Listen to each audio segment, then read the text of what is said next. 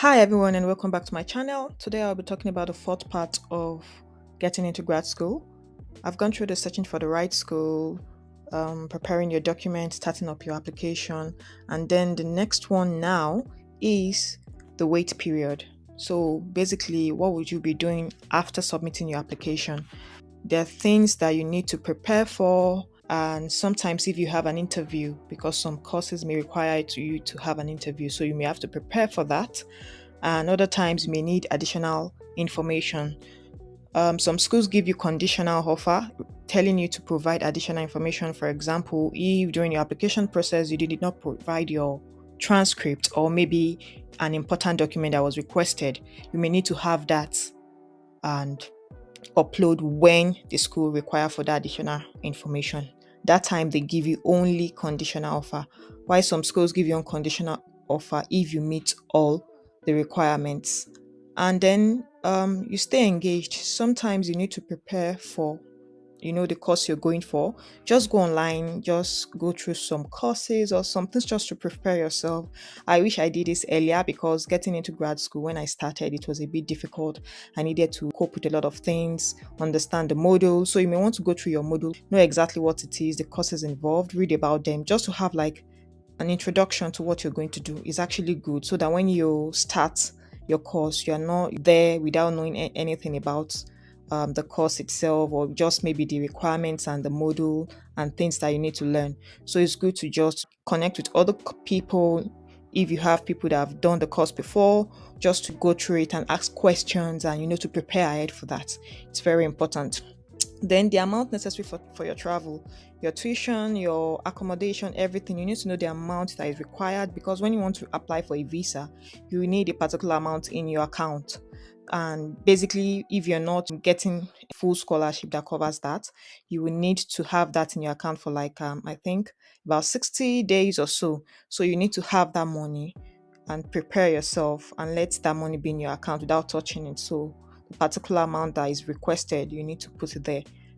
That time, as you're doing that, you know that you're expecting your feedback from the school or things like that.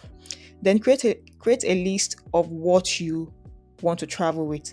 Sometimes you may need provisions. Like when I traveled, I got a whole lot of African food that lasted me for 6 months and more. It was a whole lot. That was like my priority, because I'm going to a new country. I don't know how the whole place is going to look like. So I prepared all that for myself.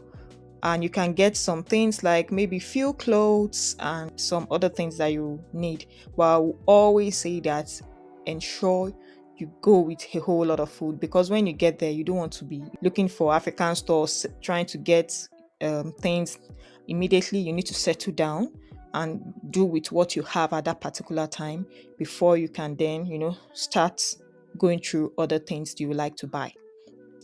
Also research about schooling, living and working in the UK. I think these people don't do this a lot. I'm going to be sharing that in subsequent videos about the kind of work you should look out for and what you actually need to do. Look at, okay, how is the weather there, the time you're going, what should you prepare for? Maybe you need to get just a jacket and a boot or something like that, so that when you get there, you can decide to now buy some few other things. So it's always good if you're going during spring or during summer or during winter. It's always good to have that prepared. And then remember that patience is key when you're doing this kind of thing. You have to be extremely patient, pray, and then hope for the best, knowing that you've put in the work, you've applied to 3 to 4 schools, and then you are awaiting your reply.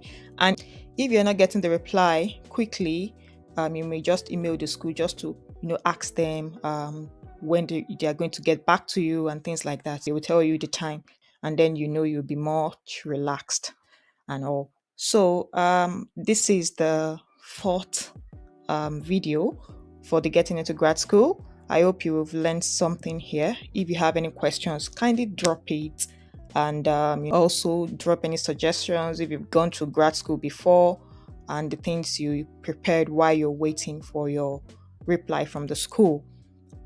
Kindly share, comment, and subscribe. Thank you all, and see you in the next video.